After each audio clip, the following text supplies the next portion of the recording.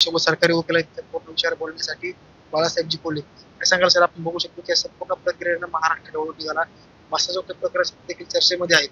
काय कोर्टामध्ये चालू आहे? दोन केस आहेत, एक तर खंडणीची आहे, दुसरी आहेत खुनाच्या गुन्ह्याची. दोन्ही केस वेगवेगळे आहेत. मात्र प्रसार माध्यमांवरती त्याचबरोबर बीड जिल्ह्यामध्ये तर्कवितर्क लावला होता. काल तुम्ही गैरहजर होते. काल पोलिसांच्या वतीनं या आरोपीचं एमसीआर मागण्यात आलेला होता आणि एमसीआर मागणार हे मला माहीत होतं आणि म्हणून एमसीआर मागताना कुठलेही त्याच्यामध्ये कोर्टासमोर विवेचन होत नाही. त्यामुळे मी काल त्या प्रकरणात हजर नव्हतो. तुम्ही काल कुठलाही युक्तिवाद घडला नाही. हा खुनाच्या गुन्ह्यामध्ये आहे आणि खंडणीच्या गुन्ह्यामध्ये आहे. दोन वेगळे गुन्हे दाखल आहेत. त्याचबरोबर विष्णू चटर्जीवरती मोक्कांतर्गत देखील कारवाई झाली. तुम्ही कोर्टामध्ये काही बाजू मांडल्या तुमची?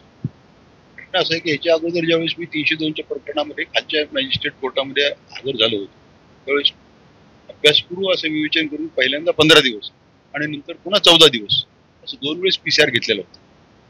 आता यानंतर विष्णू ताटेंचा आम्ही जो काल एमसीआरचा अर्ज दिला त्याच्यामध्ये पुनश्च एकदा तपासामध्ये आम्हाला गरज जर पडली तर त्यांचा पीसीआर घेण्याचा अधिकार अबाधित ठेवून हा एमसीआरचा अर्ज आम्ही दिलेला होता.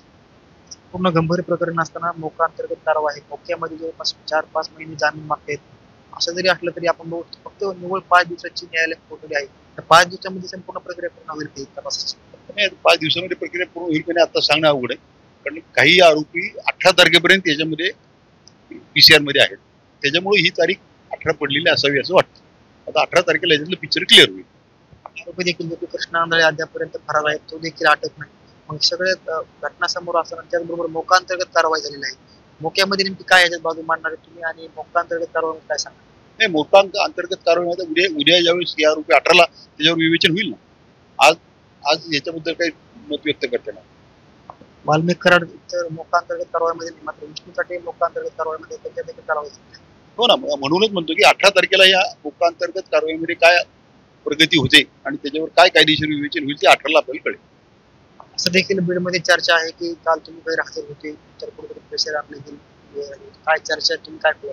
हा एकदम चुकीचा आहे. जर तसं प्रेशर असतं त्याच्या अगोदर मी 2 वेळेस गेलोच नसतो ना.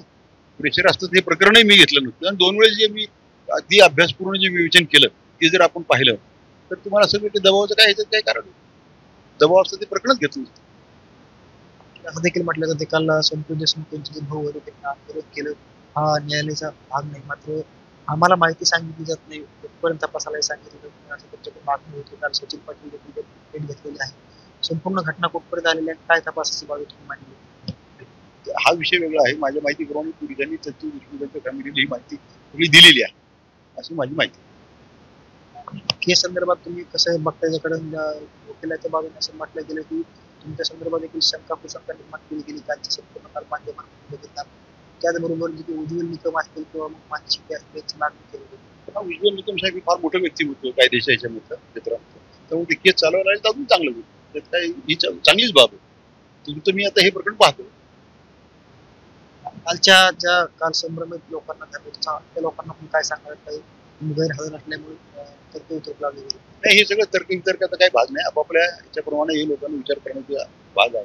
आता पुन्हा याच्यानंतर मी हजर ह्याच्यात होणारच आहे त्यावेळेस कळेलच ना दबाव होता का नव्हता. त्यामुळे कालची गैरहजेरी ही एमसीआर मागणार होते म्हणून ती गैरहजेरी, बाकी काय. होते सरकारी वकील बाळासाहेब कोल्हे त्यांनी म्हटलेलं आहे की पोलिसांकडनं एमसीआर मागितला होता म्हणून मी तिथे हजर राहिलो नाही. कुठलाही माझ्यावर दबाव आला नाही. दबाव जर आला असता तर मी अगोदर देखील हजर राहिलो नसतो. माझ्यावर कुठलाही दबाव नाही. मी प्रेसमध्ये काम करत आहे. त्याच्यानंतर देखील ज्यावेळेस 18 जानेवारीला ते आरोपींना हजर करण्यात येणार ते देखील मी ते उपस्थित राहणार आहे. माझी बाजू मी भक्कम मांडणार आहे देखील त्यांनी सांगितलं आहे. मुंबई तक योगेश काशी, बीड.